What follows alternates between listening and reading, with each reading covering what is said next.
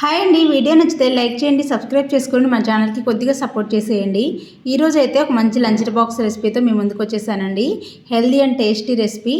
ముందుగా అయితే కడాయిలో కొద్దిగా ఆయిల్ వేసేసుకొని పోపు దినుసులు జీడిపప్పు వేసి కాస్త ఫ్రై అయిన తర్వాత పచ్చిమిర్చి, కరివేపాకు, కొద్దిగా ఆనియన్స్ కూడా వేసుకొని ఈ విధంగా ఫ్రై చేసుకోవాలి. తర్వాత కొద్దిగా ఉప్పు, పసుపు, ఒక 2 క్యారెట్లు పెట్టుకున్న తురుము వేసేసుకొని బాగా ఉడికించేసుకోవాలి. క్యారెట్ తురుము అంతా ఉడికిన తర్వాత కొద్దిగా టమాటో వేసుకొని అది కూడా మెత్తబడేంత వరకు ఉడికించేసుకొని ఇందులోనే కొద్దిగా కొత్తిమీర వేసేసుకోండి. కొత్తిమీర సన్నగా తరిగి కొత్తిమీర, మెంతికూర ఏదైనా కూడా వేసేసుకోవచ్చు. ఈ విధంగా కొద్దిగా టేస్ట్కి సరిపడా కారం వేసుకోండి. ఆల్రెడీ పచ్చిమిర్చి వేసాం కాబట్టి చూసుకొని వేసుకోండి. ఇది పిల్లల కోసం చేస్తున్నాం కాబట్టి ప్రతిదీ కూడా దృష్టిలో పెట్టుకొని పిల్లల కోసం ఎంత స్పైస్ కావాలో అంత స్పైస్ వేసుకోవాలి.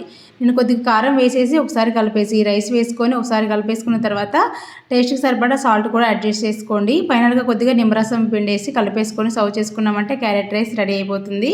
రోజు క్యారెట్ తినడం వల్ల పిల్లల్లో కంటి చూపు అలాగే బ్లడ్ కూడా ఇంప్రూవ్ అవుతుంది. Thank you.